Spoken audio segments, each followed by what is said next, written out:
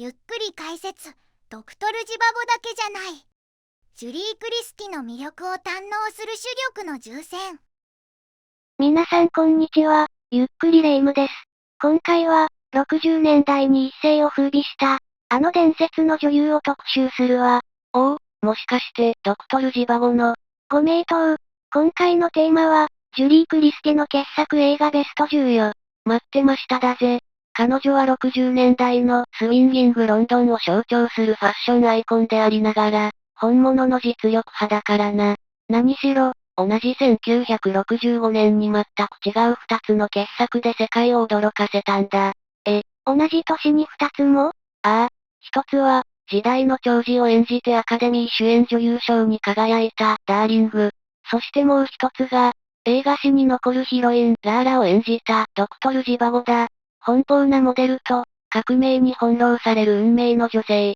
この全く異なる役を同年に完璧に演じ分けたんだぜ。すごすぎるわ。でも、どうしてもドクトルジバゴの美しく儚いラーラのイメージが強くて、他の作品はあまり知らない、という視聴者の方も、きっと多いんじゃないかしら。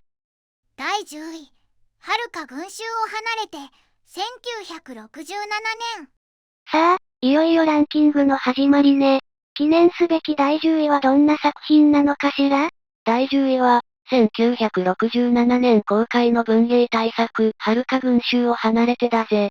これは彼女がアカデミー賞を受賞したダーリングのジョン・シュレシンジャー監督と再びタッグを組んだ作品なんだ。ダーリングの監督と、それはすごいわね。文芸大作っていうことは、原作があるのかしら？その通り。原作はイギリスの文豪トマス・ハーディの小説でな。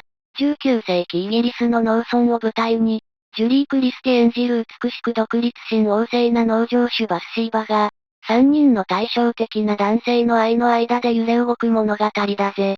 3人の男性に愛されるなんて、まさに物語のヒロインね。彼女が演じるバッシーバって、どんな女性なの？彼女は叔父から広大な農場を相続した、とても誇り高い女性だ。その美貌と誰にも媚びない強い意志が、男たちを引きつけ、同時に彼らの運命を大きく狂わせていくことになるんだ。なるほど。その3人の男性っていうのは、どんな人たちなの？一人は実直で誠実な羊飼いのゲイブリエル。一人は財産家の堅物な豪農ボールドウッド。そして最後の一人が、テレンス・スタンプ演じるプレイボーイの軍曹トロイだ。そしてバッシーバはこの危険な魅力を持つトロイに心を奪われてしまうんだぜ。やっぱり、そういう少し影のある人に惹かれてしまうのね。何か印象的なシーンはあるの？この映画で有名なのが、トロイがバッシーバの目の前で剣の舞を披露するシーンだ。彼女の体をギリギリかすめながら剣を振るう姿は、息を飲むほどスリリングで官能的なんだぜ。さらに、この映画の撮影監督は、後に傑作赤い影を監督するニコラス・ローグ。彼のカメラが、ジュリー・クリスティの輝く美貌を余すところなく捉えているんだ。第9位、天国から来たチャンピオン、1978年。第9位は何かしら？文芸大作の次だから、また重厚な作品だったりして。いや、次はガラッと雰囲気が変わるぜ。第9位は1978年の大ヒット作、天国から来たチャンピオンだ。タイトルは聞いたことあるわ。確かコメディよね？ジュリー・クリスティがコメディ映画に出てるのは、ちょっと意外な感じがするわ。そうなんだ。だからこそ面白いんだぜ。この映画は、なんといっても主演のウォーレン・ベイティが制作監督脚本も兼任した、彼の代表作の一つなんだ。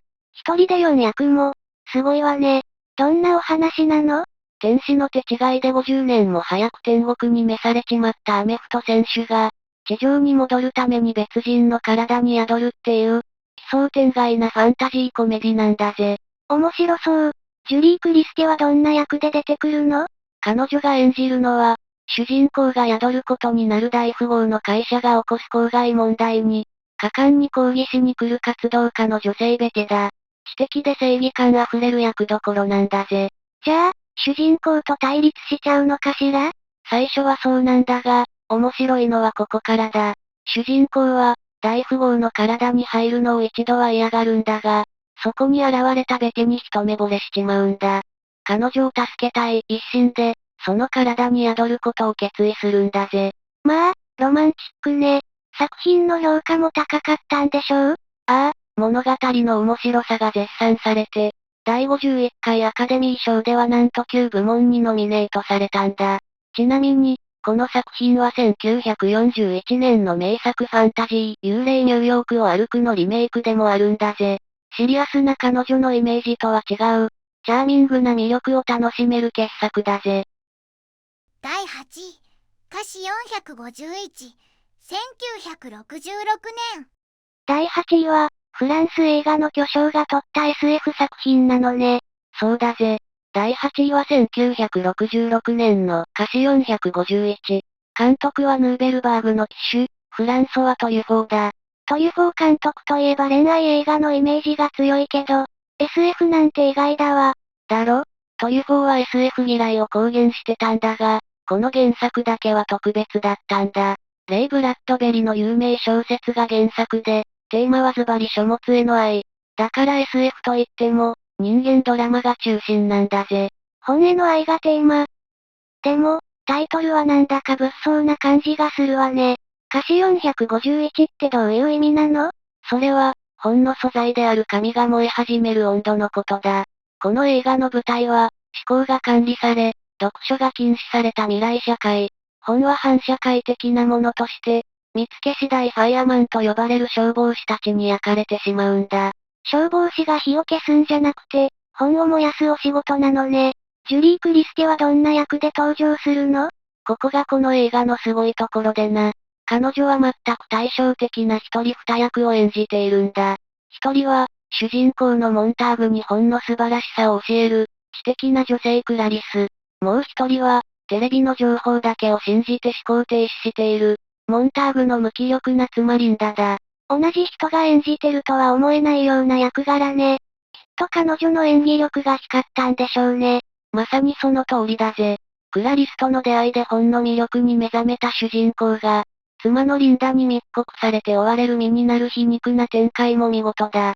ちなみに撮影監督は、10位の遥か群衆を離れてと同じで、後に紹介する赤い影を監督する映像の魔術師ニコラス・ローグだ。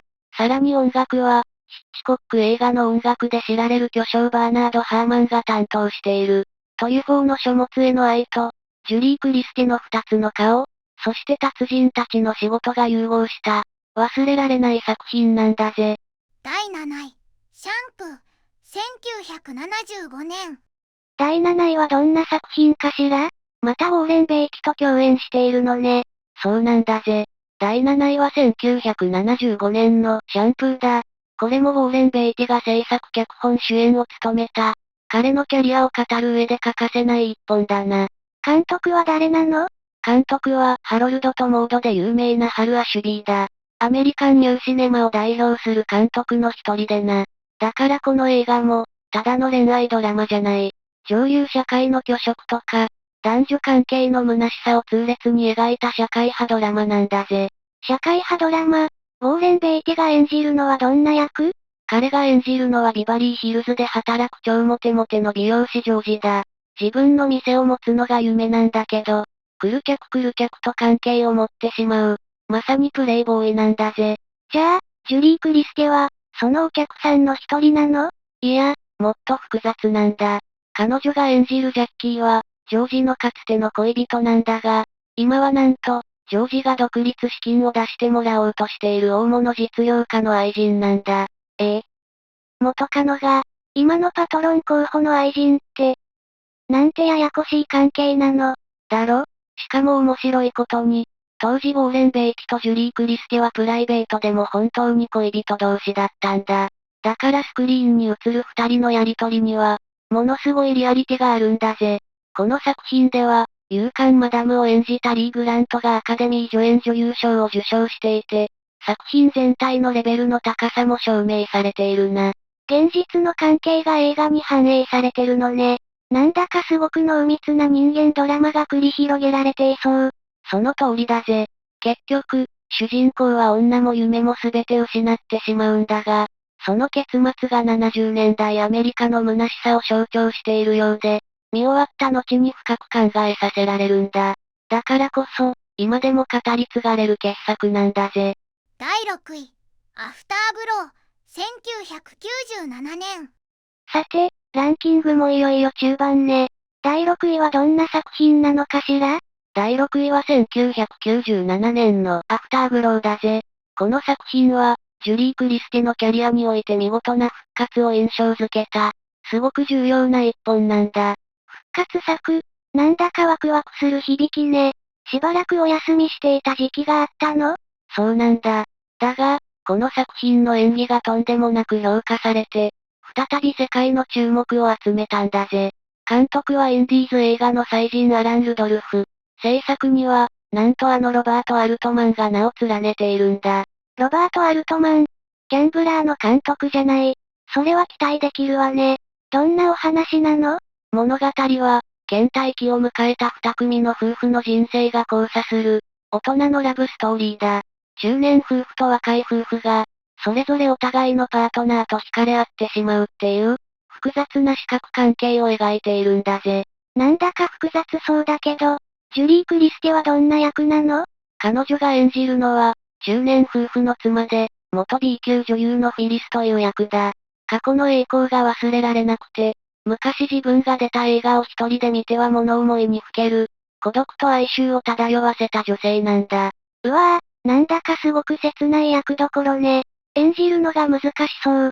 だが、彼女はこの複雑なキャラクターの心情を見事に体現してみせた。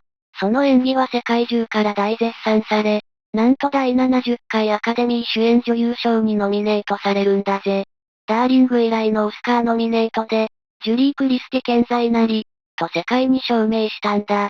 ブランクを感じさせない圧巻の演技だったのね。まったくだぜ。大人の女性が持つ繊細さ、脆さ、そして強さを見事に表現した、キャリア後期の代表作と言える一本だな。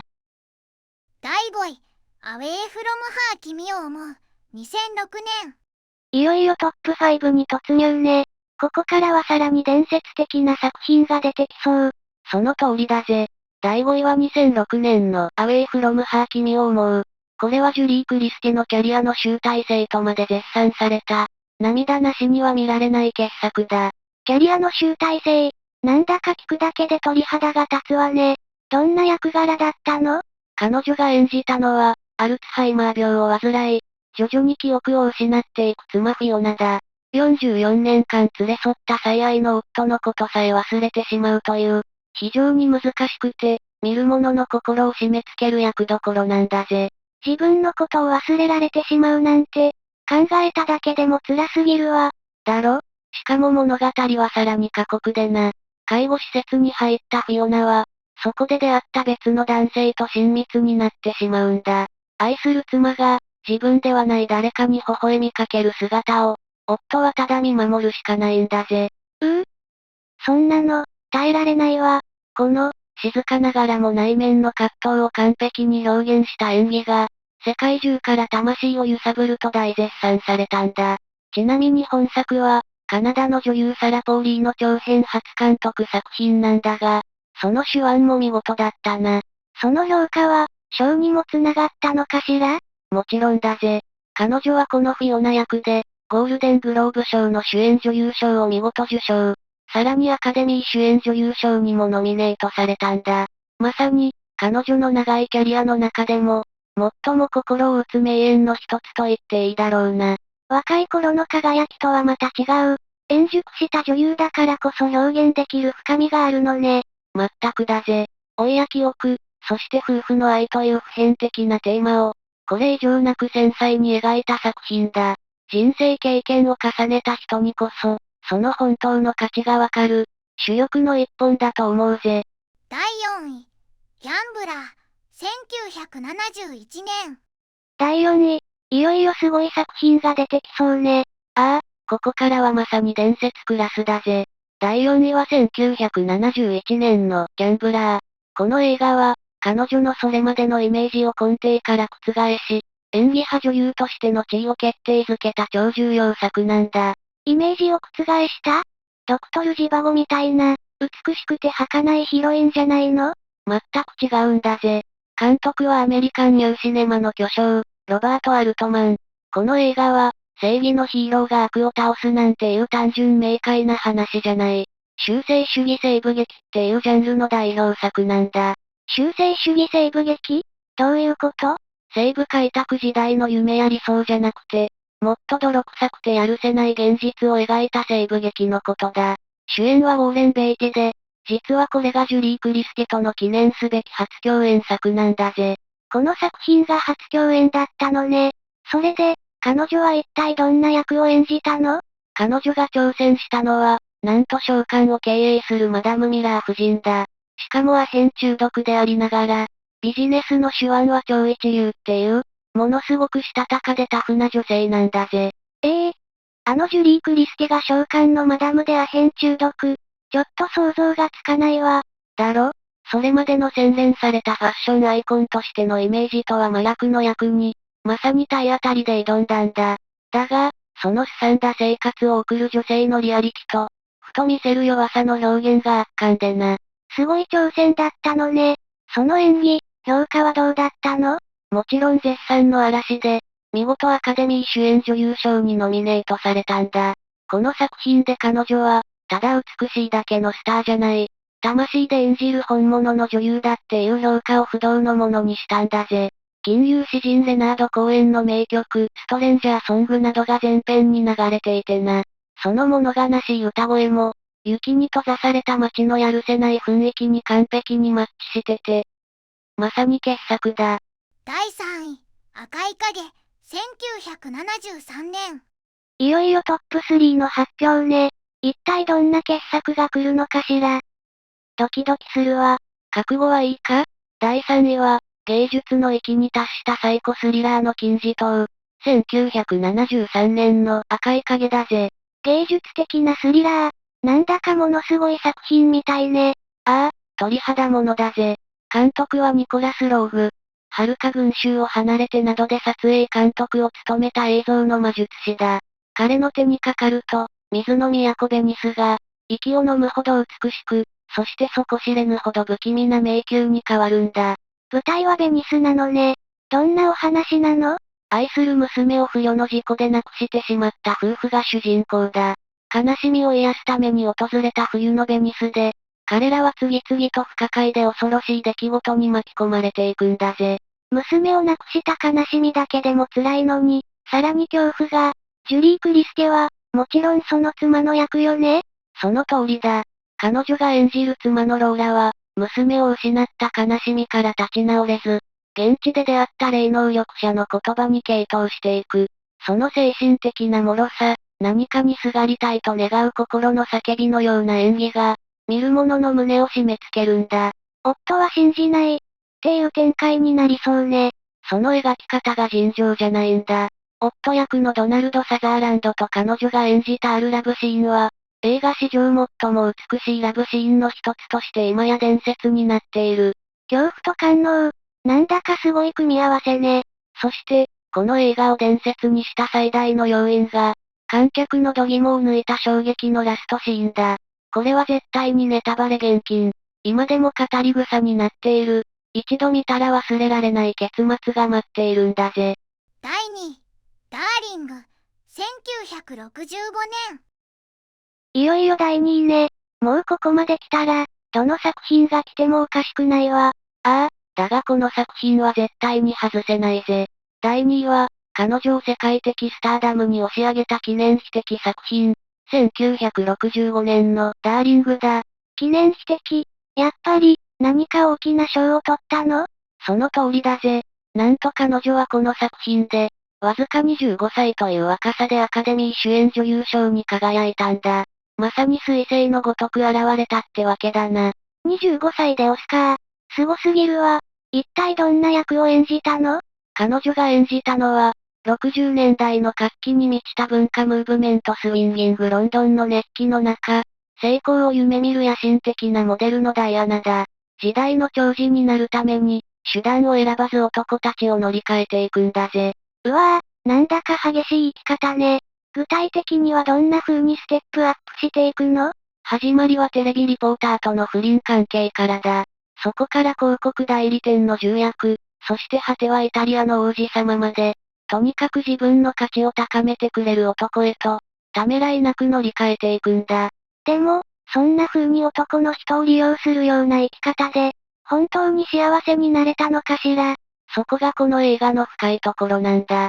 結局、彼女は富も名声も全て手に入れる。でもその代償として、本当に大切な真実の愛を失って、とてつもない孤独と虚しさに苛まれることになるんだ。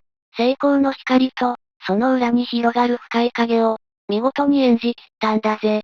時代のアイコンが駆け抜けた栄光と、その先にある転落。それを25歳で演じ切ったなんて、末恐ろしい才能ね。まったくだろ。この鮮烈なダイアナ役があったからこそ、ジュリー・クリステという名前が世界に刻まれたんだ。文句なしの第2位だぜ。第1位、ドクトルジバゴ、1965年。はぁ、ついにこの時が来たわね。栄光の第1位は、一体どの作品なのかしら。ここまで来たら、もうみんな予想はついているかもしれないな。だが、やはりこの作品を置いて他にないだろう。ジュリー・クリステの傑作映画ランキング、栄えある第1位は、1965年公開、映画史に輝く不滅の金字塔、ドクトルジバゴだ。やっぱり、この作品が1位なのね。もう納得しかないわ。だろ？監督はアラビアのロレンスの巨匠デビッド・リーン。原作はソ連政府に弾圧されながらもノーベル文学賞を受賞した、ボリス・パステルナークの小説だ。まさに映画史に残る一大女子誌なんだぜ。監督も原作も、すべてが伝説級なのね。物語の舞台は、確かロシアよね。ああ、ロシア革命という、国中が激動の渦に飲み込まれていく時代が舞台だ。医師であり詩人でもある主人公ジバゴが、過酷な運命に翻弄されながらも、人間性を失わずに愛を貫こうとする姿を、息を飲むほど雄大なスケールで描いているんだ。そして、ジュリー・クリステが演じたのが、その主人公の運命を揺るがす女性なのよね。その通り、彼女が演じた運命の女性ラーラは、もう言葉にならないくらい美しくて、儚くて、そして強いんだ。ジバゴとラーラの、どうしようもなく惹かれ合うのに時代に引き裂かれてしまう悲しい恋は、世界中の観客の涙を誘ったぜ。ラーラ。名前を聞くだけで、あの切ないメロディが頭の中に流れてくるわ。それこそが、この映画を不朽の名作にしたもう一つの理由。モーリス・ジャールが手掛けたラーラのテーマだな。この曲は映画音楽の枠を超えて、誰もが知る永遠の名曲になった。アカデミー賞でも作曲賞をはじめ、5部門を受賞しているんだぜ。物語、映像のスケール、俳優の演技、そして音楽、すべてが完璧に組み合わさっているのね。まさに奇跡の一本だ。この映画はインフレ調整後の歴代興行収入で、風と共に去りぬなどと並び常にトップ10に入る、とてつもない大ヒット作なんだ。このラーラ役で、ジュリー・クリステは永遠のヒロインになったんだぜ。面白いことに、彼女自身は後年、ラーラはただ受け身なだけで、あまり好きな役ではなかったと語っているんだがな。それでもこれだけの輝きを放ったんだから、彼女のスター性は本物だ。彼女のキャリア、そして映画の歴史を語る上で絶対に外すことのできない、文句なしの第一位だぜ。総評、まとめ。いやー、すごかったわね。ドクトルジバゴの美しいラーラはもちろん、召喚のマダムや記憶を失う妻まで、本当に同じ女優とは思えないくらい、役の幅が広くて驚いたわ。だろ？ 60 年代の時代の寵児から、70年代には社会派作品に挑む真の演技派へと見事に変貌を遂げた。そしてキャリアの晩年になっても、その円熟した演技で再び世界を感動させたんだぜ。本当に、生涯輝き続けた伝説の女優ね。さて、ここまで見てくださった皆さんは、どの作品が一番心に残りましたか？ぜひコメントで教えてくれると嬉しいです。皆さんの思い出の作品も待ってるぜ。この動画が面白いと思っていただけたら、高評価とチャンネル登録をお願いします。皆さんの応援が、次の動画制作の何よりの励みになります。